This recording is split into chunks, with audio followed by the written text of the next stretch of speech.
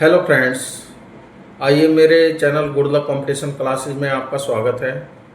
देखिए, घटना चक्र का नवीनतम संस्करण है और इसमें विभिन्न राज्यों के पीसीएस और आईएएस परीक्षाओं में जो प्रारंभिक परीक्षाएं गत वर्षों में हुई हैं उनके हल प्रश्न पत्र दिए गए हैं व्याख्या सहित। और व्याख्याएँ अति महत्वपूर्ण हैं। पीसीएस परीक्षा में तो क्वेश्चन जो के त्यों भी रिपीट होते हैं और आईएएस परीक्षाओं में भी व्याख्याओं से प्रश्न बनने की भविष्य में पूर्ण संभावना है। आइए देखते हैं। क्वेश्चन नंबर 1, राज्य के नीति निर्देशक सिद्धांतों को भारतीय संविधान में शामिल किए जाने का उद्देश्य है। ए दिया है राजनीतिक प्रजातंत्र को स्थापित करना, बी दिया है सामाजिक प्रजातंत्र को स्थापित करना, सी दिया है गांधीवादी प्रजातंत्र को स्थापित करना और डी दिया है सामाजिक और आर्थिक प्रजातंत्र को स्थापित करना। ठीक है, देखिए इसका डी आंसर है सामाजिक और आर्थिक प्रजातंत्र को स्थापित करना। ठीक है, देखिए निदेशक सिद्धांतों का जो उद्देश्य है एक कल्याणकारी राज्य की स्थापना में सहायता करना है। ठीक है, तो इसमें सामाजिक और आर्थिक प्रजातंत्र स्थापित करना डी आंसर हो जाएगा। आइए इस परीक्षा में क्वेश्चन पूछा गया है, व्याख्या देख लेते हैं इसकी। राज्य के निदेशक सिद्धांतों को भारतीय संविधान में शामिल किए जाने का उद्देश्य सामाजिक और आर्थिक प्रजातंत्र को स्थापित करना था। यह उद्देश्य एक कल्याणकारी राज्य की स्थापना में सहायक है, जिसका संविधान निर्माता एक कल्याणकारी राज्य की स्थापना के लिए प्रावधान करना चाहते थे। ठीक है, क्वेश्चन नंबर 2, निम्नलिखित में से कौन एक राज्य के नीति निर्देशक सिद्धांतों का उद्देश्य नहीं है। ठीक है, ए में दिया है एक कल्याणकारी राज्य की स्थापना करना। उद्देश्य नहीं पूछ रहा है, ये ध्यान रखिएगा। कल्याणकारी राज्य की स्थापना करना तो हम ऊपर ही पढ़ चुके हैं, तो ये तो है। और सामाजिक आर्थिक न्याय को सुनिश्चित करना, ये भी हमने ऊपर पढ़ लिया, ये भी है। एक धार्मिक राज्य की स्थापना करना, ऐसा कुछ नहीं है नीति निर्देशक तत्वों में। एक धर्मनिरपेक्ष राज्य की स्थापना करना, हाँ ये भी है। तो इसका सी आंसर हो जाएगा, जो उद्देश्य नहीं है तो सी आंसर हो जाएगा एक धार्मिक राज्य की स्थापना करना। UP PCS mains 2017, UP RO mains 2013 दोनों परीक्षाओं में क्वेश्चन पूछा गया है। इसकी व्याख्या देख लेते हैं। भारत के संविधान के भाग 4 में अनुच्छेद 36 से लेकर 51 तक में राज्य के नीति निर्देशक सिद्धांतों का वर्णन किया गया है। तो ये ध्यान रखिएगा, नीति निर्देशक सिद्धांत भाग 4 में है और अनुच्छेद हैं इनके 36 से 51 तक। ठीक है, भारत के संविधान निर्माताओं का लक्ष्य इन सिद्धांतों के माध्यम से आर्थिक और सामाजिक लोकतंत्र एवं कल्याणकारी राज्य की स्थापना करना था। ठीक है, इन सिद्धांतों का उद्देश्य धार्मिक राज्य की स्थापना करना नहीं है। नेक्स्ट क्वेश्चन है कथन ए और कारण आर। कथन में दिया गया है आधुनिक लोकतांत्रिक राज्य में आर्थिक, सामाजिक और राजनीतिक कार्यों हेतु निदेशक सिद्धांत महत्वपूर्ण हैं। कारण आर दिया है इसने, आर्थिक और सामाजिक लोकतंत्र की स्थापना करना ही निदेशक सिद्धांतों का मूल उद्देश्य है। ठीक है, देखिए ये बात सही है अभिकथन ए में कि आधुनिक लोकतांत्रिक राज्य में आर्थिक, सामाजिक और राजनीतिक कार्यों हेतु निदेशक सिद्धांत महत्वपूर्ण है। हमने नोट्स में पढ़ ली थी ये बात। कारण आर्थिक और सामाजिक लोकतंत्र की स्थापना करना ही निदेशक सिद्धांतों का मूल उद्देश्य है। जब आर्थिक और सामाजिक लोकतंत्र की स्थापना करोगे तो आधुनिक लोकतंत्र राज्य में आर्थिक, सामाजिक और राजनीतिक कार्यों हेतु निदेशक सिद्धांत महत्वपूर्ण हो जाएंगे। तो ए और आर दोनों सही हैं और आर ए की सही व्याख्या करता है। तो ये डी में दिया गया है।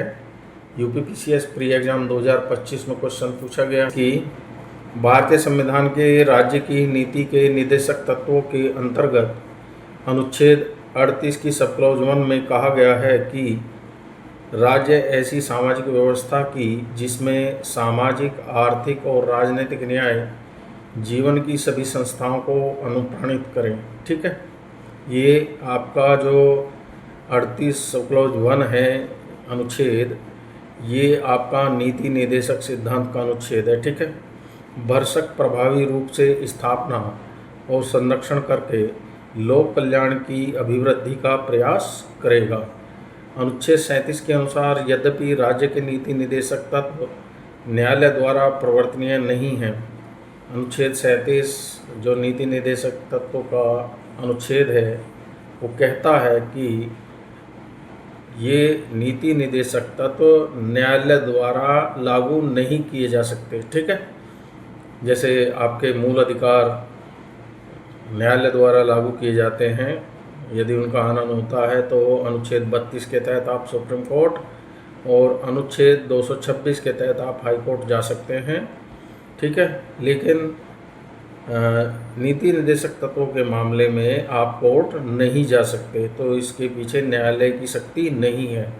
किंतु इनमें अधिकथित तत्व देश के शासन में मूलभूत हैं और विधि या कानून बनाने में इन तत्वों को लागू करना राज्य का कर्तव्य होगा। ठीक है, इसका मतलब ये है कि जो राज्य के नीति निर्देशक सिद्धांत हैं उनमें जो बातें कही गई हैं उनसे संबंधित कानून विधि हमारे देश की संसद जो है निर्मित करती है समय समय पर।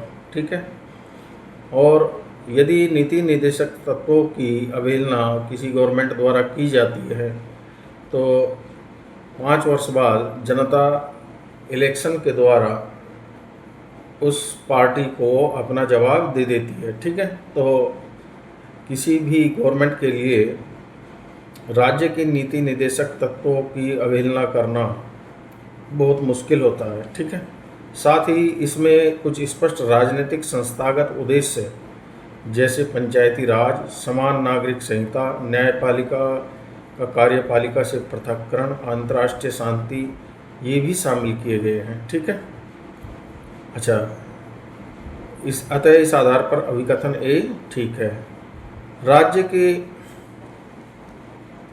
राज्य के नीति निर्देशक सिद्धांतों को भारतीय संविधान में शामिल किए जाने का उद्देश्य है सामाजिक और आर्थिक लोकतंत्र को स्थापित करना। ठीक है, तो ये आपकी व्याख्या।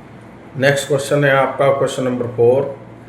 राज्य के नीति निर्देशक सिद्धांत किस प्रकार मौलिक अधिकारों से भिन्न हैं? राज्य के जो नीति निर्देशक सिद्धांत हैं वो किस प्रकार मौलिक अधिकारों से भिन्न है? हमने अंतर पढ़ा था नोट्स में। ठीक है, तो ए दिया है इसने पूर्वोक्त केंद्रीय सरकार के लिए हैं और उत्तरोक्त राज्यों के लिए। ठीक, यानी कि पूर्वोक्त केंद्रीय सरकार के लिए हैं और उपरोक्त राज्य के लिए ऐसा कुछ नहीं है। ठीक है, ये नीति निर्देशक और मूल अधिकारों के विषय में बात कर रहा है कि जो राज्य के नीति निर्देशक तत्व हैं ये केंद्र सरकार के लिए हैं और मूल अधिकार राज्यों के लिए है, तो ये बात आपकी गलत। बी में दिया है पूर्वोक्त संविधान का अंश नहीं है जबकि उत्तरोक्त है। नहीं, दोनों ही संविधान का अंश है, तो ये भी बात गलत। एक भाग 3 में मौलिक अधिकार दिए गए हैं और भाग 4 में आपके नीति निर्देशक सिद्धांत दिए गए हैं, तो दोनों ही संविधान के अंतर्गत है, संविधान का अंश है। सी में दिया है नीति निर्देशक सिद्धांत परिवर्तनीय नहीं है। हाँ, बिल्कुल परिवर्तनीय नहीं है, न्यायालय में नहीं जा सकते इनके अवहेलना के कारण।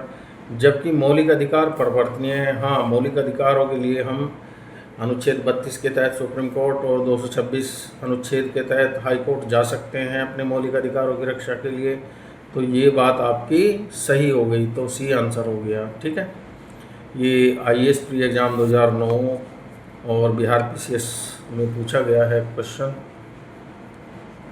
इसमें दिया गया है राज्य के नीति निर्देशक सिद्धांत मौलिक अधिकारों से भिन्न हैं क्योंकि नीति निर्देशक सिद्धांत परिवर्तनीय नहीं है। जब ये बात मैं ऊपर बता चुका हूँ कि नीति निर्देशक सिद्धांतों के अवहेलना या उनका हनन के कारण आप कोर्ट नहीं जा सकते, जबकि मौलिक अधिकारों के हनन के विषय में आप कोर्ट जा सकते हैं। ठीक है। नीति निदेशक सिद्धांत भाग संविधान के भाग 4 में वर्णित है और कल्याणकारी राज्य की स्थापना के निर्देश हैं गवर्नमेंट के लिए। ठीक है। जबकि भाग 3 में वर्णित मौलिक अधिकार व्यक्तियों को राज्य कृत्य के विरुद्ध सुरक्षा की गारंटी देता है। ठीक है। क्वेश्चन नंबर 5, निदेशक तत्व क्या हैं? ए में दिया है वाद योग्य, नहीं, वाद योग्य तो मौलिक अधिकार हैं।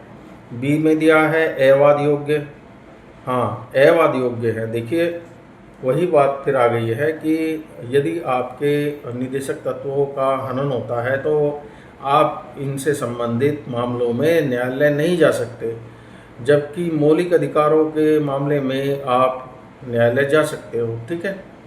कठोर नहीं, लचीले नहीं, तो बी आंसर हो जाएगा अवाद योग्य।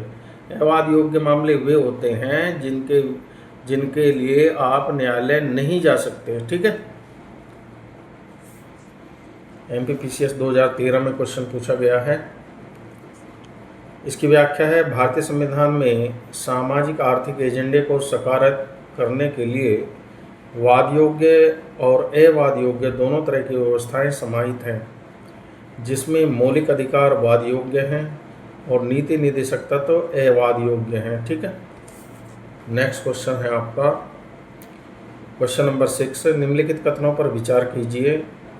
भारत के संविधान के संदर्भ में राज्य की नीति निदेशक तत्व। नंबर 1, विधायिका के कृत्यों पर निर्बंधन करते हैं, ये मौलिक अधिकार करते हैं, नीति निदेशक तत्व नहीं।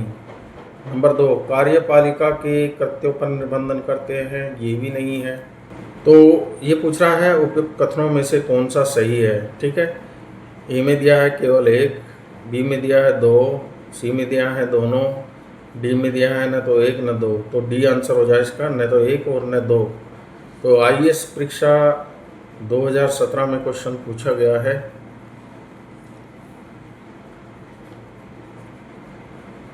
इसकी व्याख्या देख लेते हैं। राज्य की नीति निदेशक तत्व विधायिका, कार्यपालिका और संवैधानिक मामलों में राज्य के लिए सिफारिशें हैं। ठीक है। MC शीतलवाड़ के अनुसार निदेशक तत्व कोई विधिक अधिकार एवं कानूनी उपचार नहीं बताते। ठीक है।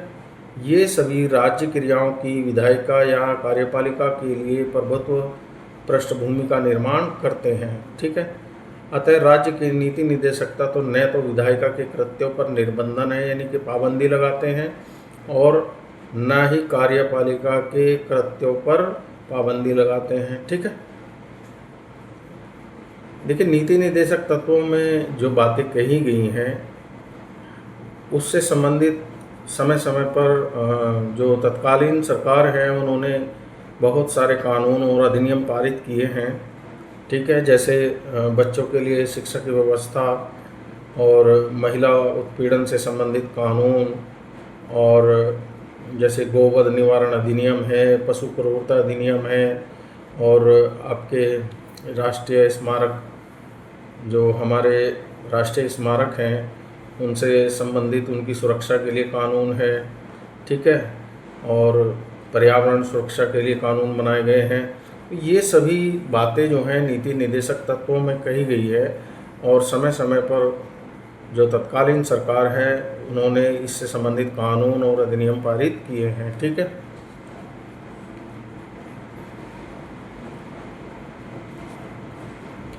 क्वेश्चन नंबर 7, भारत के संविधान के भाग 4 में अंतर्विष्ट प्रावधानों के संदर्भ में निम्नलिखित कथनों में से कौन सा से सही है। ठीक है। नंबर 1, वे न्यायालयों द्वारा परिवर्तनीय होंगे। देखिए निदेशक सिद्धांत जो हैं आपके न्यायालय द्वारा परिवर्तनीय नहीं है, मौलिक अधिकार है। ठीक है। दूसरा दिया है वे किसी भी न्यायालय द्वारा परिवर्तनीय नहीं होंगे, ये आपकी बात सही है। तीसरा कथन दिया है इसने, इस भाग में अधिकथित सिद्धांत राज्य के द्वारा कानून बनाने को प्रभावित करेंगे। हाँ, मैंने अभी ऊपर बताया कि समय समय पर तत्कालीन सरकार द्वारा राज्य के नीति निदेशक सिद्धांतों में जो बातें कही गई हैं उससे संबंधित कानून और अधिनियम सरकारों ने पारित किए हैं, हमारी संसद ने पारित किए हैं। और जब वे अधिनियम पारित हो गए और कानून पारित हो गया उससे संबंधित, तो फिर उनके पीछे एक शक्ति आ गई है और उनसे संबंधित यदि कोई बात में उन अधिनियम और कानून से संबंधित यदि कोई अवहेलना करता है उस कानून और अधिनियम की, उसके पीछे फिर न्यायालय की शक्ति आ जाती है। ठीक है, तो नीचे दिए गए कोड का प्रयोग करके सही उत्तर चुनिए। तो 2 और 3 ठीक है, इसमें डी में है ये आंसर, 2 और 3 ठीक है। ये IAS प्री एग्जाम 2020 में प्रश्न पूछा गया है।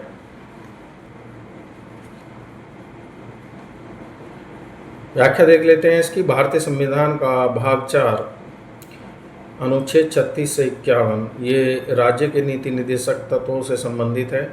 तो भाग 4 और अनुच्छेद 36 से 51 इसमें क्या है, राज्य के नीति निदेशक तत्व। ठीक है, अनुच्छेद 37 के अनुसार इस भाग के प्रावधान किसी भी न्यायालय द्वारा परिवर्तनीय या एनफोर्सेबल नहीं होते हैं। ठीक है, तो इनके पीछे न्यायालय की शक्ति नहीं है, नीति निदेशक तत्वों के पीछे न्यायालय की शक्ति नहीं है। ठीक है, इसका अर्थ यह है कि यह संविधान का एक हिस्सा है जिसे न्यायपालिका द्वारा लागू नहीं कराया जा सकता है। और यद्यपि भाग 4 के उपबंध न्यायालयों द्वारा परिवर्तनीय नहीं है, तथापि इस भाग में दिए गए सिद्धांत राष्ट्र के शासन संचालन में मूलभूत हैं और कानून बनाने में या विधि बनाने में इन तत्वों को लागू करना राज्य का या देश का कर्तव्य है। ठीक है, तथा इस प्रकार ये सिद्धांत राज्य के द्वारा कानून बनाने को प्रभावित करते हैं। यदि इससे संबंधित कानून गवर्नमेंट पारित नहीं करती है तो ये समझ लीजिए कि जनता की सीधी सीधी अनदेखी है, जनता के कल्याण की अनदेखी है। तो समय समय पर फिर जब इलेक्शन होते हैं तो जनता अपने वोट बैंक द्वारा उस सरकार को जवाब दे देती है। ठीक है, समय समय पर सरकार ने अनेक नीति निदेशक तत्वों को अपेक्षित विधि या कानून बनाकर लागू करने का प्रयास किया है। जमींदारी उन्मूलन कानून, बैंकों का राष्ट्रीयकरण, फैक्ट्री अधिनियम, न्यूनतम मजदूरी निर्धारण, कुटीर एवं लघु उद्योग को प्रोत्साहन। ठीक है, मनरेगा, बीबीजी रामजी, 6 से 14 वर्ष आयु के बच्चों के लिए निःशुल्क शिक्षा, अनुसूचित जाति और जनजाति के उन्नयन के लिए आरक्षण आदि इन प्रयासों को दर्शाते हैं। ये सब किसमें है, आपके नीति निदेशक तत्वों में, जिनसे संबंधित ये अधिनियम हमारी संसद ने पारित किए हैं। ठीक है, अब अधिनियम पारित होने और कानून बनने के बाद फिर उस कानून में वो शक्ति आ जाती है कि यदि उनका हनन किया जाता है उस कानून का किसी के द्वारा, तो उसके लिए फिर कोर्ट जाया जा सकता है। ठीक है,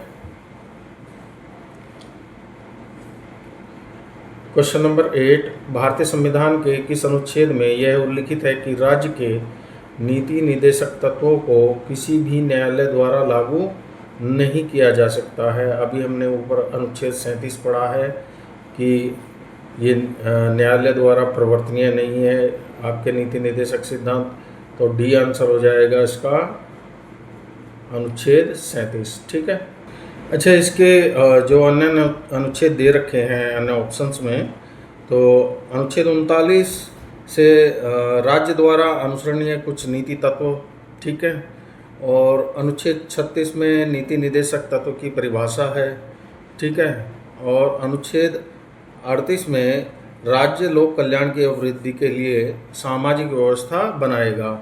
ठीक है, और अनुच्छेद 37 में मैंने आपको बता ही दिया कि निदेशक सिद्धांतों के उल्लंघन के लिए आप कोर्ट नहीं जा सकते हैं, ये न्यायालय द्वारा परिवर्तनीय नहीं है अनुच्छेद 37 के अनुसार नीति निदेशक तत्व। ठीक है, इसकी व्याख्या है, भारतीय संविधान के अनुच्छेद 37 के अनुसार भाग 4 राज्य के नीति निदेशक तत्व में उपबंध किसी न्यायालय द्वारा ये परिवर्तनीय नहीं होंगे, किंतु फिर भी इनमें अधिकथित तत्व देश के शासन में मूलभूत हैं और विधि बनाने में या कानून बनाने में इन तत्वों को लागू करना राज्य का या देश का कर्तव्य होगा। ठीक है। क्वेश्चन नंबर 9, राज्य के नीति निदेशक तत्व के संदर्भ में निम्नलिखित कथनों पर विचार कीजिए। कथन 1 है, वे न्यायालय द्वारा परिवर्तनीय नहीं है। बिल्कुल सही बात है। दूसरा दिया है, कानून निर्माण में इन सिद्धांतों को लागू करना राज्य का कर्तव्य होगा। ये भी बात सही है। ठीक है, तो 1 और 2 दोनों ही ठीक है। तो बी में दिया है ये 1 और 2 दोनों ही ठीक है। UP RO ARO pre exam 2023 में क्वेश्चन पूछा गया है।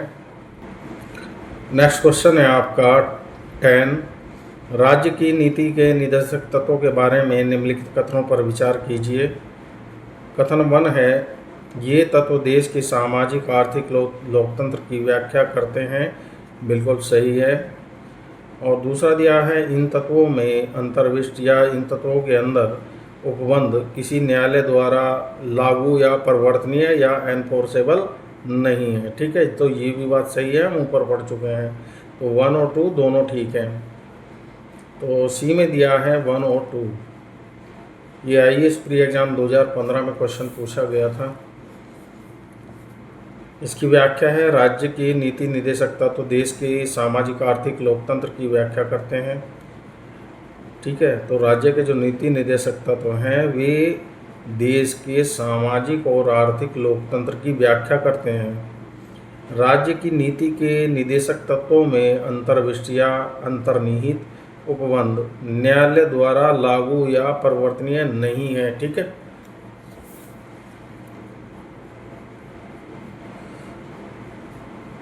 नेक्स्ट क्वेश्चन है आपका 11, राज्य के नीति निदेशक सिद्धांतों के बारे में निम्न में से कौन सा कथन सही नहीं है। सही नहीं है ये पूछ रहा है। राज्य का यह कर्तव्य है कि कानून निर्माण में इन सिद्धांतों को लागू करे। ये बिल्कुल सही है बात आपकी। बी दिया है, यह देश के सुशासन में मौलिक है। ये बात हम नीति निदेशक तत्वों के नोट्स में पढ़ चुके हैं जब हमने नोट्स पढ़ा था। सी दिया है इसने, यह राज्य पर एक कानूनी कर्तव्य लागू करते हैं। नहीं, यह देखिए इनके पीछे कोई न्यायिक शक्ति नहीं है, ये एनफोर्सेबल नहीं है नीति निदेशक तत्व। ठीक है, तो ये कथन आपका सही नहीं है। और डी दिया है इसने, यह विधायिका और कार्यपालिका के लिए केवल निर्देश है। हाँ, ये बात भी सही है।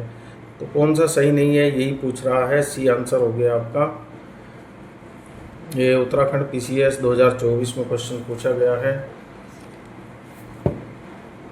इसकी व्याख्या देख लेते हैं। भारतीय संविधान का भाग 4 अनुच्छेद 36 से 51 तक राज्य के नीति निदेशक सिद्धांतों से संबंधित है।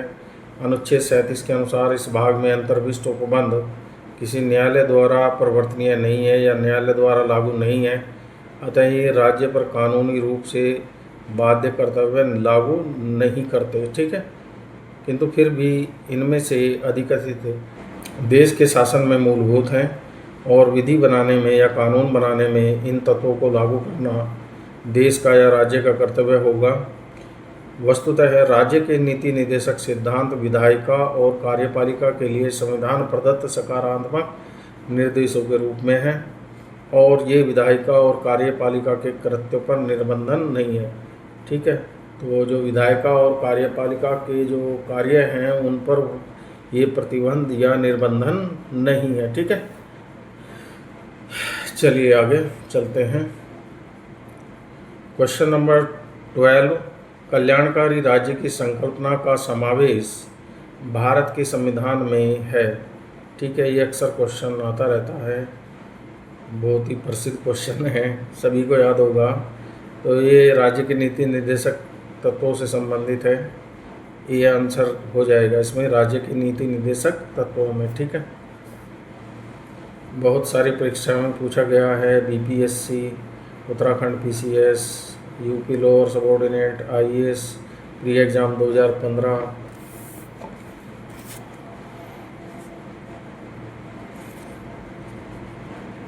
अच्छा, कल्याणकारी राज्य की संकल्पना का समावेश भारतीय संविधान में राज्य के नीति निर्देशक तत्वों में किया गया है। तो जो हमारे नीति निर्देशक तत्व है, इन्हीं के अंतर्गत कल्याणकारी राज्य की संकल्पना का समावेश किया गया है। ये संविधान की भाग 4 के तहत अनुच्छेद 36 से 51 के अंतर्गत नीति निर्देशक तत्व शामिल किए गए हैं। भारतीय संविधान की प्रस्तावना शासन व्यवस्था की उद्देश्यों का उल्लेख करती है कि राज्य अपने नागरिकों को सामाजिक और आर्थिक एवं राजनीतिक न्याय, विचार अभिव्यक्ति, विश्वास, धर्म और उपासना की स्वतंत्रता तथा प्रतिष्ठा एवं अवसर की समता उपलब्ध कराएगा। ठीक है, तो ये तो आपकी प्रेम्बल दे दी यहाँ पर, जो कि एक कल्याणकारी राज्य के आदर्श का प्रतीक है। इसके अतिरिक्त नीति निर्देशक तत्वों में कल्याणकारी राज्य की स्थापना हेतु राज्य को निर्देश दिए गए हैं। ठीक है, तो जो नीति निर्देशक तत्व हैं ये हमारे देश को एक कल्याणकारी राज्य की स्थापना के लिए निर्देश हैं। ठीक है, कि भाई आप इस तरह से कार्य करो। ठीक है, और इस प्रकार प्रस्तावना एवं नीति निर्देशक तत्व दोनों में कल्याणकारी राज्य का विचार पाया जाता है। ठीक है, तो तथापि यदि दोनों के चयन का विकल्प न हो तो इसका उत्तर निर्देशक तत्व होगा। और उल्लेखनीय है कि संघ लोक सेवा आयोग द्वारा अपनी उत्तर कुंजी में इस प्रश्न का उत्तर नीति निर्देशक तत्व ही दिया गया है। तो जो IAS परीक्षा में आयोग ने आंसर माना था वो नीति निर्देशक तत्व को ही माना था, हालांकि इसमें प्रस्तावना भी ऑप्शन दिया गया है। ठीक है, तो आप लोग ध्यान रखिएगा, भविष्य में यदि क्वेश्चन आए कल्याणकारी राज्य की स्थापना किससे संबंधित है तो ये राज्य की नीति निर्देशक तत्व, और यदि नीति निर्देशक तत्व नहीं दिए गए हैं ऑप्शन में और प्रस्तावना दी गई है तो उस दशा में आप प्रस्तावना पे भी आंसर जो है मान सकते हैं। मान क्या सकते हैं, मानेंगे, मानना चाहिए। ठीक है, नेक्स्ट क्वेश्चन है 13। भारत के संविधान का कौन सा भाग कल्याणकारी राज्य के आदर्श की घोषणा करता है? ठीक है, तो ये ए में दिया है राज्य की नीति निर्देशक के तत्व। तो अभी ऊपर हमने पढ़ा है कि कल्याणकारी राज्य के आदर्श की घोषणा कौन करते हैं, तो राज्य के नीति निर्देशक तत्व। तो ए आंसर हो जाएगा इसका। IAS परीक्षा 2020 में क्वेश्चन पूछा गया है। क्वेश्चन नंबर 14, संविधान का कौन सा भाग कल्याणकारी राज्य का आदर्श घोषित करता है? ठीक है, ए दिया है मौलिक अधिकार, बी दिया है मौलिक कर्तव्य, सी दिया है प्रस्तावना, डी दिया है राज्य के नीति निर्देशक तत्व। ठीक है, तो ये कल्याणकारी वाला ही क्वेश्चन है, फिर से रिपीट हो गया, तो डी आंसर हो जाएगा, राज्य के नीति निर्देशक तत्व। ठीक है, चलिए आगे चलते हैं। क्वेश्चन नंबर 15, भारत के कल्याणकारी राज्य होने का विचार पाया जाता है। ए संविधान की प्रस्तावना में, बी मौलिक अधिकार में, सी राज्य के नीति निर्देशक तत्वों में। ठीक है, तो संविधान की प्रस्तावना में और राज्य के नीति निर्देशक तत्वों में अभी हम पीछे पढ़ चुके हैं, दोनों में पाया जाता है, तो ए और सी आंसर हो जाए इसका। ए और सी किस में है? डी में है। यहाँ क्वेश्चन सही तरह से दिया गया है, ये UPPCS ने क्वेश्चन पूछा था 1997 में, यहाँ आंसर ठीक दिया है इसने।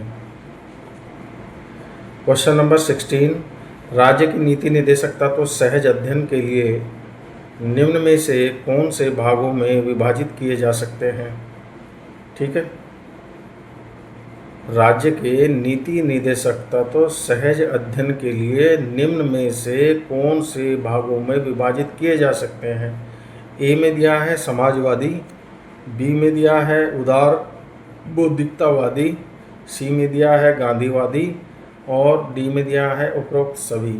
तो उपरोक्त सभी आंसर हो जाएगा, क्योंकि जो राज्य के नीति निर्देशक तत्व हैं उसमें समाजवाद भी समाहित है, उदार बौद्धिकतावादी भी समाहित है, गांधीवादी भी समाहित है, सब कुछ समाहित है। तो डी आंसर हो जाएगा उपरोक्त सभी, जो कि पीसीएस प्री एग्ज़ाम 2018 में क्वेश्चन पूछा गया है। ये अवधारणात्मक क्वेश्चन था आपका, और इसकी व्याख्या दी गई है। भारतीय संविधान के अंतर्गत राज्य के नीति निर्देशक तत्वों का उल्लेख भाग 4 के अनुच्छेद 36 से 51 के तहत किया गया है। इसे आयरलैंड के संविधान से लिया गया है। तो जो राज्य के नीति निर्देशक तत्व हैं हमारे भारत के संविधान में आयरलैंड के संविधान से लिए गए हैं। ठीक है। राज्य के नीति निर्देशक तत्वों को संविधानविदों के बीच प्रचलित मानक वर्गीकरण के अनुसार सहज अध्ययन के लिए 3 प्रमुख वैचारिक वर्गों समाजवादी, उदार बौद्धिकतावादी और गांधीवादी में विभाजित किया जा सकता है। ठीक है। तो राज्य के नीति निर्देशक तत्वों की जो प्रवृत्ति सकारात्मक है और ये गैरवाद योग्य हैं। ये बातें मैं पीछे बता चुका हूँ। ठीक है। जो मैं ग्रीन कलर से हाईलाइट कर रहा हूँ ये इम्पोर्टेंट है, प्लीज़ आप इनको ध्यान से पढ़िएगा।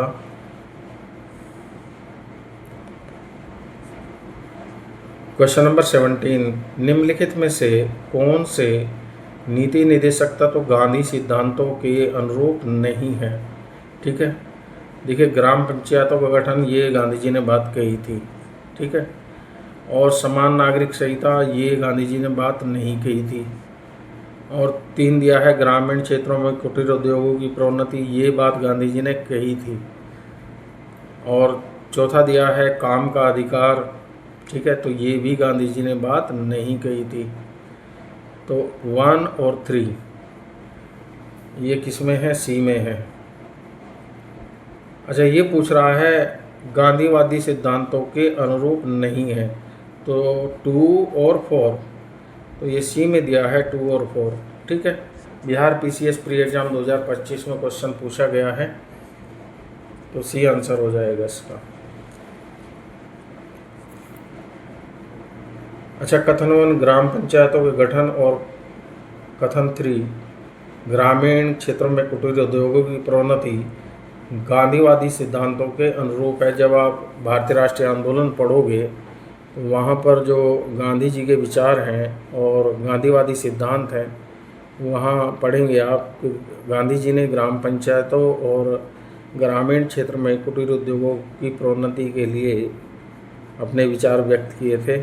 जबकि कथन 2 समान नागरिक संहिता और कथन 4 काम का अधिकार और अन्य वर्गों उदार बौद्धिकतावादी एवं समाजवादी के नीति निर्देशक तत्व हैं, गांधी जी के नहीं हैं। ठीक है। ये काम का अधिकार और समान नागरिक संहिता ये उदार बौद्धिकतावादी और समाजवादी के नीति निर्देशक तत्व हैं, गांधीवादी नहीं है ये। ठीक है। इसका कहना ये है। क्वेश्चन नंबर 18, भारतीय संविधान में सम्मिलित नीति निर्देशक तत्वों की प्रेरणा हमें किस संविधान से प्राप्त हुई है? ठीक है।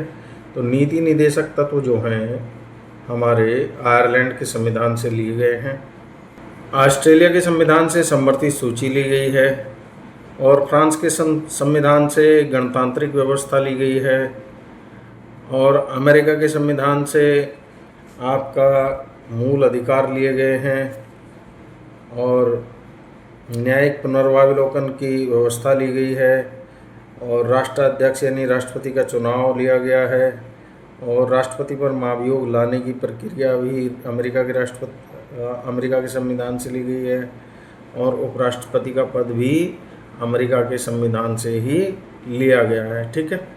व्याख्या देख लेते हैं इसकी। भारतीय संविधान में सम्मिलित नीति निर्देशक तत्वों की प्रेरणा हमारे संविधान निर्माताओं को वर्ष 1937 के आयरलैंड के संविधान से प्राप्त हुई। ठीक है। आयरलैंड के संविधान से अनुसरणीय इस भाग पर फेबियनवाद, समाजवाद, उदार लोकतांत्रिक विचारधाराओं, गांधीवाद, मानवाधिकारों की सार्वत्रिक घोषणा आदि का व्यापक प्रभाव पड़ा है। ठीक है। ये लाइन याद रखने लायक है क्योंकि क्वेश्चन अन्य डायमेंशन से भी बन सकता है इसमें नीति निर्देशक सिद्धांतों के विषय में, कि आयरलैंड के संविधान से जो अनुसरणीय इस भाग पर किस किस का प्रभाव है। फेबियनवाद, नीति निदेशक सिद्धांतों को जो लिया गया है आयरलैंड के संविधान से, इस पर क्या क्या प्रभाव है? फेबियनवाद का है, समाजवाद का है, उदार लोकतांत्रिक विचारधाराओं का है, गांधीवाद का है, मानवाधिकारों की सार्वत्रिक घोषणाओं का है। ठीक है, तो ये इस तरह से भी कई डायमेंशन से क्वेश्चन आपसे पूछा जा सकता है कि गांधीवाद या फेबियनवाद या समाजवाद या उदारवाद या उदार लोकतांत्रिक विचारधारा, ये इनका प्रभाव हमें संविधान के नीति निदेशक सिद्धांतों पर दिखाई देता है। ठीक है, तो इनमें से कोई एक दे सकता है, दो दे सकता है, या 4 भी दे सकता है और कोड के रूप में पूछ सकता है।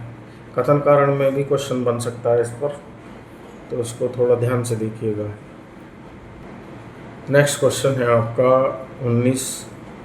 भारतीय संविधान में राज्य के नीति निदेशक तत्वों को निम्न में से किस देश से या किस देश के संविधान से लिया गया है? ठीक है, तो राज्य के जो नीति निदेशक सिद्धांत हैं वे आयरलैंड के संविधान से लिए गए हैं। ठीक है, तो आपका सी आंसर हो जाएगा आयरलैंड। और ये यूनाइटेड किंगडम या यूके के संविधान से क्या क्या लिया गया है? संसदीय शासन प्रणाली और संसदीय प्रक्रिया, संसदीय विशेषाधिकार और विधि निर्माण प्रणाली। ठीक है, और एकल नागरिकता, ये ब्रिटिश संविधान से ली गई है। ठीक है जी। और यूनाइटेड स्टेट्स ऑफ अमेरिका के संविधान से क्या क्या लिया गया है? न्यायिक पुनर्वाविलोकन, मौलिक अधिकार और राष्ट्रपति का निर्वाचन और राष्ट्रपति पर महाभियोग लाने की प्रक्रिया और उपराष्ट्रपति का पद, ये सब जो है यूएसए के संविधान से या अमेरिका के संविधान से लिया गया है। ठीक है जी। नेक्स्ट क्वेश्चन है क्वेश्चन नंबर 20। भारतीय संविधान में राज्य के नीति निदेशक सिद्धांत का विचार लिया गया है। ठीक है, तो अभी हमने ऊपर पढ़ा है आयरलैंड के संविधान से नीति निदेशक सिद्धांत लिए गए हैं, तो ये आंसर हो जाएगा आयरलैंड के संविधान से। ठीक है, बाकी दक्षिण अफ्रीका के संविधान से संविधान संशोधन प्रक्रिया ली गई है, और कनाडा के संविधान से संघीय शासन प्रणाली ली गई है, और ऑस्ट्रेलिया के संविधान से समवर्ती सूची ली गई है। ठीक है। 21 नीति निदेशक सिद्धांत हैं। ए में दिया है वाद योग्य, बी में दिया है वाद योग्य नहीं। अभी हमने ऊपर पढ़ा था कि नीति निदेशक सिद्धांत वाद योग्य नहीं है। वाद योग्य क्या है? मूल अधिकार, क्योंकि मूल अधिकार का यदि हनन होता है तो उस दशा में हम अनुच्छेद 32 के तहत सुप्रीम कोर्ट और अनुच्छेद 226 के तहत हाई कोर्ट जा सकते हैं। ठीक है, और यदि नीति निदेशक सिद्धांतों की अवहेलना की जाती है तो हम इसके संबंध में कोर्ट नहीं जा सकते। तो नीति निदेशक सिद्धांतों के पीछे न्यायालय की शक्ति नहीं है। ठीक है, तो इसका आंसर हो जाएगा बी, वाद योग्य नहीं है। वाद योग्य नहीं है वो ऐसे मामले होते हैं जिसमें आप कोर्ट नहीं जा सकते, और वाद योग्य मामले ऐसे होते हैं जिसके संबंध में आप कोर्ट जा सकते हो। ठीक है, इसकी व्याख्या देख लेते हैं। नीति निदेशक सिद्धांत वाद योग्य नहीं है, और संविधान के अनुच्छेद 37 के अनुसार इस भाग 4 में अंतर्विष्ट उपबंध नीति निदेशक सिद्धांत जो हैं ये किसी न्यायालय द्वारा परिवर्तनीय नहीं होंगे, किंतु फिर भी इनमें अधिकथित तत्व देश के शासन में मूलभूत हैं, और कानून या विधि बनाने में इन तत्वों को लागू करना देश या राज्य का कर्तव्य होगा। ठीक है। नेक्स्ट क्वेश्चन है 22। भारत के संविधान के अनुसार निम्नलिखित में से कौन सा देश के शासन के लिए आधारभूत है? ठीक है, ए में दिया है मूल अधिकार, बी में दिया है मूल कर्तव्य। तो अभी हमने ऊपर पढ़ा था कि जो राज्य के नीति निदेशक सिद्धांत हैं वो देश के लिए आधारभूत हैं। ठीक है, तो यहाँ नहीं दिया गया है, दूसरी साइड दिया गया है नीति निर्देशक सिद्धांत। तो इसका आंसर हो जाएगा सी, राज्य की नीति के निदेशक तत्व। ठीक है, ये आईएएस प्री एग्ज़ाम 2013 में क्वेश्चन पूछा गया है। क्वेश्चन नंबर 23, भारतीय संविधान के अंतर्गत धन का केंद्रीकरण किसका उल्लंघन करता है? ठीक है, भारतीय संविधान के अंतर्गत धन का केंद्रीकरण यानी धन एक ही जगह इकट्ठा हो जाए, ये किसका उल्लंघन करता है? जो हमने राज्य के नीति निर्देशक सिद्धांत पढ़े थे उनमें नोट्स में हमने पढ़ा था कि जो धन है उसका केंद्रीकरण नहीं होना चाहिए। ठीक है, तो ये बी में दिया है राज्य की नीति के निदेशक तत्व। ठीक है, समता का अधिकार तो अनुच्छेद 14 में है मूल अधिकारों के, वहाँ धन के केंद्रीकरण की बात नहीं कही गई है। और स्वतंत्रता का अधिकार अनुच्छेद 19 में है। ठीक है, 19 से 22 तक ये भी मूल अधिकारों में है, वहाँ भी धन का केंद्रीकरण की कोई बात नहीं कही गई है। कल्याण की अवधारणा, कल्याणकारी राज्य की अवधारणा जो है ये आपके नीति निर्देशक तत्वों की बात है। ठीक है, यहाँ केवल कल्याण की अवधारणा लिखी है, तो इसका आंसर हो जाएगा बी, राज्य की नीति के निदेशक तत्व। ये आईएएस प्री एग्ज़ाम 2021 में क्वेश्चन पूछा गया है, तो बी आंसर हो गया है इसका। और इसकी व्याख्या देख लेते हैं। भारतीय संविधान में राज्य की नीति के निदेशक तत्वों के तहत प्रावधानित है कि राज्य अपनी नीति का विशिष्टतया इस प्रकार संचालन करेगा कि सुनिश्चित रूप से समुदाय के भौतिक संसाधनों का स्वामित्व और नियंत्रण इस प्रकार बटा हो जिससे सामूहिक हित का सर्वोत्तम रूप से साधन हो।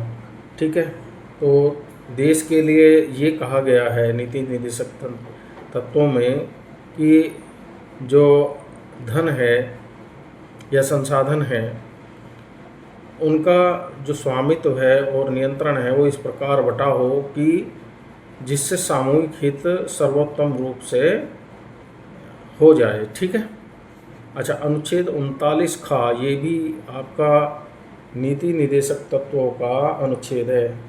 ये क्या कहता है? तथा आर्थिक व्यवस्था इस प्रकार चले कि जिससे धन और उत्पादन साधनों का सर्वसाधारण के लिए अहितकारी संकेंद्रण न हो।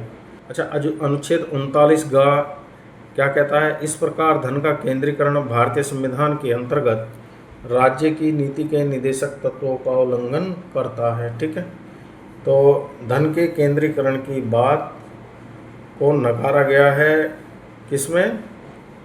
राज्य के नीति निर्देशक सिद्धांतों में। ठीक है जी। समान कार्य के लिए समान वेतन भारत के संविधान में सुनिश्चित किया गया एक मौलिक अधिकार है। बी, राज्य के नीति निर्देशक सिद्धांतों का अंग है। या सी, मौलिक कर्तव्य है। या डी, आर्थिक अधिकार है। तो ये बी है इसका, राज्य के नीति निर्देशक सिद्धांतों का अंग। देखिए, जो सुप्रीम कोर्ट है उसने रणधीर सिंह बनाम भारत संघवाद 1982 के मामले में कहा था कि संविधान की प्रस्तावना और अनुच्छेद 39 घ, ठीक है, के आलोक में अनुच्छेद 14 और 16 को पढ़ने से समान कार्य के लिए समान वेतन का सिद्धांत निकलता है। ठीक है, तो इसको राज्य के नीति निर्देशक सिद्धांतों का अंग है ये कहा गया है। ठीक है जी, तो इसका आंसर बी हो जाएगा। बहुत बार क्वेश्चन पूछा गया है ये। नेक्स्ट, चलिए व्याख्या देख लेते हैं इसकी। व्याख्या में दिया गया है, समान कार्य के लिए समान वेतन भारत के संविधान में सुनिश्चित किया गया राज्य के नीति निर्देशक सिद्धांत का अंग है। अनुच्छेद 39 घ यह प्रावधान करता है कि पुरुष और स्त्री दोनों का समान कार्य के लिए समान वेतन होना चाहिए। ठीक है, और ज्ञातव्य है कि संविधान के अनुच्छेद 39 घ के अनुसरण में संसद ने 1976 में समान पारिश्रमिक अधिनियम पारित किया था। ठीक है, और इससे अब वेतन संहिता अब इसे वेतन संहिता 2019 में समाहित कर लिया गया है। उल्लेखनीय है कि रणधीर सिंह बनाम भारत संघवाद 1982 में सर्वोच्च न्यायालय ने यह अभिनिर्धारित किया है कि संविधान की प्रस्तावना और अनुच्छेद 39 के आलोक में अनुच्छेद 14 और 16 को पढ़ने से समान कार्य के लिए समान वेतन का सिद्धांत निःसृत होता है या निकलता है। ठीक है, एक ही बात है। नेक्स्ट क्वेश्चन है आपका 25 में दिया है निम्नांकित में से कौन सा राज्य की नीति के निदेशक तत्वों में निहित है या उसके अंतर्गत है। ए में दिया है अपराधों के लिए दोष सिद्धि के संबंध में संरक्षण। ठीक है, तो देखिए जो ए में अपराधों के लिए दोष सिद्धि के संबंध में संरक्षण है, ये मूल अधिकार के अनुच्छेद 20 में बात कही गई है। ठीक है, और बी में दिया है इसने प्राण एवं दैहिक स्वतंत्रता, तो ये अनुच्छेद 21 में मूल अधिकारों के बात कही गई है। सी में दिया है अल्पसंख्यक वर्गों के हितों का संरक्षण, तो अल्पसंख्यक वर्गों के हितों का जो संरक्षण है वो अनुच्छेद 29 में है मूल अधिकारों के। ठीक है, और डी में दिया है पुरुषों और स्त्रियों दोनों का समान कार्य के लिए समान वेतन हो। अभी हमने पीछे व्याख्या में पढ़ा है कि अनुच्छेद 39 में ये प्रावधान है कि पुरुष और स्त्री दोनों का समान कार्य के लिए समान वेतन होना चाहिए। तो ये बात कहाँ कही गई है, नीति निदेशक तत्वों में। तो इसका डी आंसर हो जाएगा पुरुषों और स्त्रियों दोनों का समान कार्य के लिए समान वेतन। ठीक है, तो ये अनुच्छेद 39 में बात कही गई है, जो कि किसका अनुच्छेद है, नीति निदेशक तत्वों का। ठीक है जी, तो यूपीपीसीएस मेंस 2012 में क्वेश्चन पूछा गया है। नेक्स्ट क्वेश्चन देख लेते हैं। क्वेश्चन नंबर 26, निम्नलिखित में से कौन एक मौलिक अधिकार नहीं है। ठीक है जी, देखिए उत्पीड़न के खिलाफ जो अधिकार है आपका अनुच्छेद 23-24 में आ जाएगा। ठीक है जी, और समान कार्य के लिए समान वेतन किस में आ जाएगा आपका, अनुच्छेद 39 अभी हमने ऊपर पढ़ा है।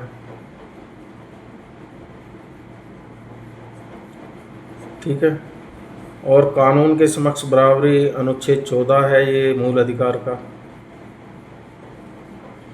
और धर्म पालन की स्वतंत्रता का अधिकार, धर्म पालन की स्वतंत्रता का अधिकार आ जाएगा आपका अनुच्छेद 25 में, ये मौलिक अधिकार है। देखिए इसमें जो 39 है समान कार्य के लिए समान वेतन, ये आपका मूल अधिकार न होकर ये नीति निदेशक सिद्धांत की बात कही गई है, क्योंकि अनुच्छेद 39 जो है ये नीति निदेशक तत्वों का अनुच्छेद है। और अभी हमने पीछे व्याख्या में पढ़ लिया है कि समान कार्य के लिए समान वेतन की बात नीति निदेशक सिद्धांतों के अनुच्छेद 39 में कही गई है। ठीक है, तो बी आंसर हो जाएगा आपका। व्याख्या इसकी समान कार्य के लिए समान वेतन का उल्लेख संविधान के मौलिक अधिकारों में न होकर राज्य की नीति निदेशक तत्वों के अंतर्गत अनुच्छेद 39 में किया गया है, जबकि प्रश्न के शेष विकल्पों का उल्लेख संविधान के मौलिक अधिकारों के रूप में किया गया है। ठीक है जी, क्वेश्चन नंबर 27, भारत में निम्नलिखित में से किसके अंतर्गत पंचायती राज प्रणाली की व्यवस्था की गई है। तो पंचायती राज प्रणाली की व्यवस्था किस में है, अनुच्छेद 40 में। जो अनुच्छेद 40 है वो नीति निदेशक तत्वों का अनुच्छेद है। ठीक है, तो ए में दिया है मौलिक अधिकार, बी में दिया है मौलिक कर्तव्य और सी में दिया है राज्य के नीति निदेशक सिद्धांत। तो ये अनुच्छेद 40 में हो जाएगा, अनुच्छेद 40। ठीक है, पंचायती राज प्रणाली की व्यवस्था, तो ग्राम पंचायतों का संगठन है इसके अंदर अनुच्छेद 40 के अंदर। और डी चुनाव आयोग अधिनियम ये नहीं, तो सी आंसर हो जाएगा इसका, राज्य के नीति निदेशक सिद्धांत। ठीक है, भारतीय संविधान के भाग 4 के तहत राज्य के नीति निदेशक सिद्धांतों के अंतर्गत पंचायती राज प्रणाली की व्यवस्था की गई है। संविधान के अनुच्छेद 40 राज्यों के लिए ग्राम पंचायतों के संगठन का प्रावधान करता है। इसके अनुसार राज्य ग्राम पंचायतों का संगठन करने के लिए कदम उठाएगा और उनको ऐसी शक्तियां और अधिकार प्रदान करेगा जो उन्हें स्वायत्त शासन की इकाइयों के रूप में कार्य करने के योग्य बनाने के लिए आवश्यक हो। ठीक है। नेक्स्ट क्वेश्चन है आपका 28 में दिया गया है, निम्न में से कौन सा अनुच्छेद पंचायत के गठन के लिए राज्य सरकारों को निर्देश देता है। अभी हमने ऊपर पढ़ा है अनुच्छेद 40 नीति निर्देशक तत्वों का जो अनुच्छेद है वो ग्राम पंचायतों के संगठन से संबंधित है। तो ए में दिया है अनुच्छेद 33 और बी में दिया है अनुच्छेद 40। तो ये अनुच्छेद 40 आपका आंसर हो गया। ठीक है। अनुच्छेद 40 इस तरह से भी तैयार कर सकते हैं आप, जब गांव में कोई बात हो जाती है तो चार भाई इकट्ठे होकर उसे सुलझाते हैं। तो 4 के आगे 0 लग गई तो 0 को कोई महत्व नहीं है भाई, 4 आदमी जहाँ हुए वहाँ पंचायत हो गई। तो इस तरह से आप जो है अनुच्छेद 40 को याद रख सकते हैं, पंचायतों का संगठन। ठीक है।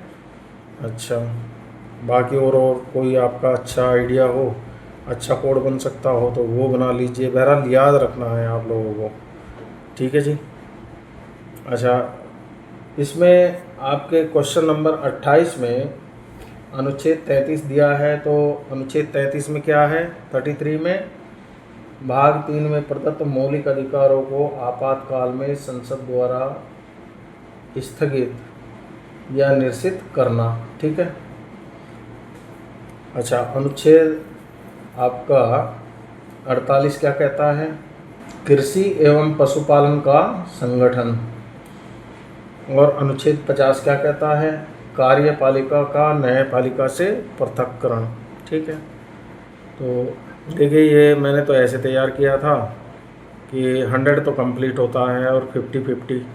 तो वही 50 में न्यायपालिका चली गई और 50 में कार्यपालिका चली गई। तो इस तरह से कार्यपालिका न्यायपालिका से पृथक्करण। ठीक है। तो इस तरह से भी आप याद रख सकते हैं इस अनुच्छेद को।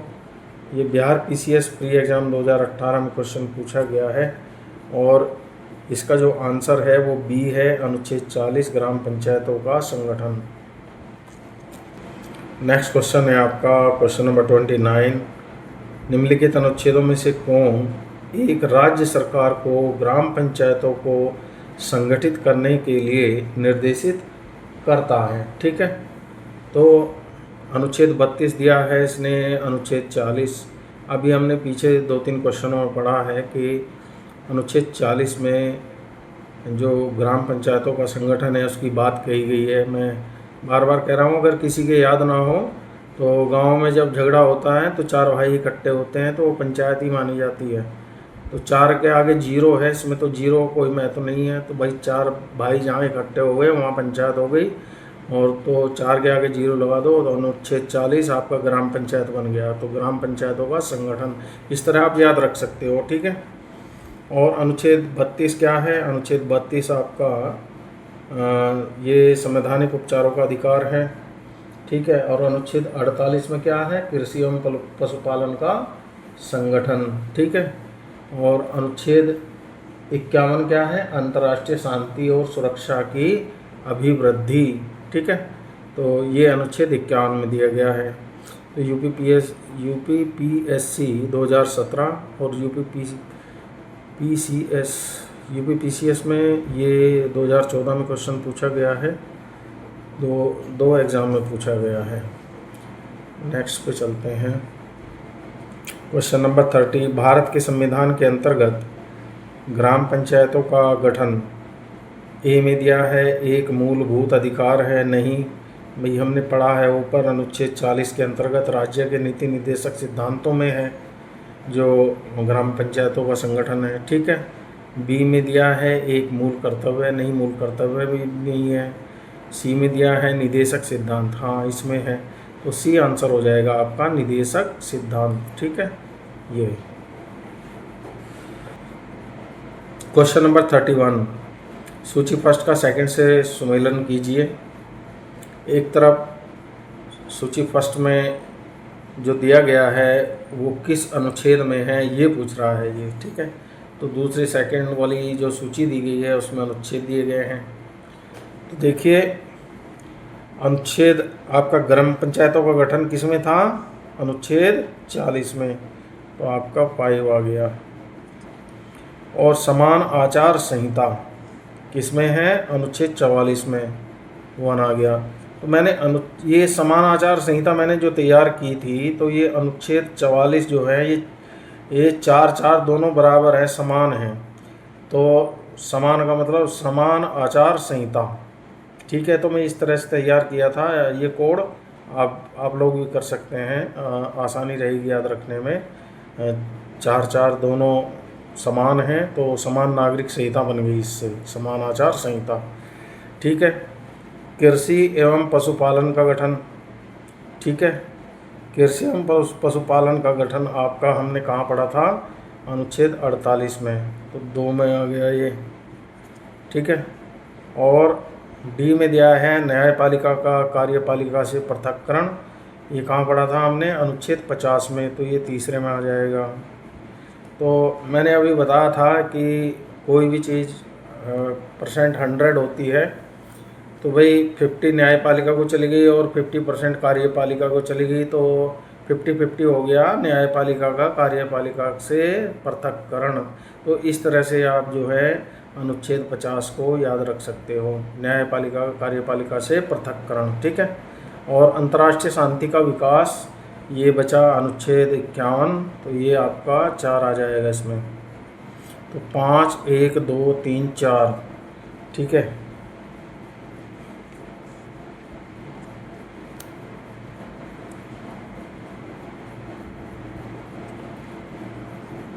तो इसमें से ये कह रहा है, ये कोई कोड बन नहीं रहा है, 5, 1, 2, 3, 4, 5, 1, 2, 3, 4, नहीं कोई नहीं, तो ये आंसर हो जाएगा उपयुक्त में से कोई नहीं, ठीक है। तो ये बिहार PCS एग्ज़ाम 2020 में क्वेश्चन पूछा गया है। इसकी व्याख्या में भी यही दिया गया है, ग्राम पंचायतों का संगठन अनुच्छेद 40, समान आचार संहिता अनुच्छेद 44, कृषि एवं पशुपालन का संगठन अनुच्छेद 48, न्यायपालिका का कार्यपालिका से पृथक्करण 50-50 अनुच्छेद 50, अंतर्राष्ट्रीय शांति का विकास अनुच्छेद 51, ठीक है। तो आज का वीडियो मैं यही समाप्त करता हूँ और आशा करता हूँ कि आप इससे पूर्णतः लाभान्वित होंगे और वीडियो का लाभ लेने के लिए इसे बार बार देखिए।